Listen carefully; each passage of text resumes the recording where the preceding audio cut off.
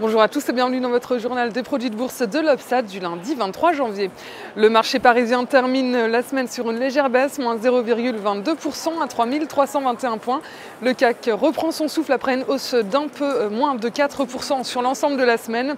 L'indice parisien limite ses pertes grâce à la bonne orientation des valeurs bancaires et notamment Société Générale, plus forte hausse de l'indice qui s'octroie 4,5% en fin de séance et 28,5% sur la semaine. Les investisseurs ont eu l'œil rivé sur les discussions entre la Grèce et ses créanciers. La Grèce qui pourrait bénéficier d'une nouvelle aide avant le remboursement de 14,5 milliards d'euros d'emprunts prévus au mois de mars prochain.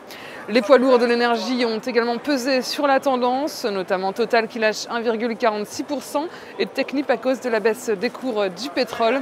Wall Street clôture à l'équilibre, le Dow Jones grappille 0,76% à 12 720 points. Le Nasdaq clôture lui en légère baisse de 0,06% à 2 787 points. Les banques américaines ont levé le voile sur leurs résultats la semaine dernière. Plusieurs grands comptes ont publié leurs résultats qui apparaissent mitigés. Google a déçu avec des résultats inférieurs aux prévisions du quatrième trimestre. Microsoft a lui aussi publié un bénéfice net trimestriel en légère baisse, mais malgré tout meilleur qu'attendu.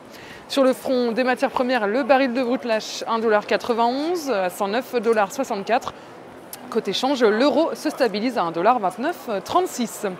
La valeur du jour, c'est aujourd'hui le groupe sidérurgique ArcelorMittal. Graphiquement, la validation d'une figure classique de retournement de tendance dite en double creux appelle à une poursuite du rebond technique à court terme. Au-dessus des 14,95 €, visez 17,30 € et 17,80 €. La stratégie qui vous est proposée pour jouer cette valeur, c'est l'achat du warrant call ArcelorMittal à 1266 T d'Unicredit au prix d'exercice de 15 € et d'échéance au 1er juin 2012. Voilà, c'est tout pour aujourd'hui. Bonne journée et à demain.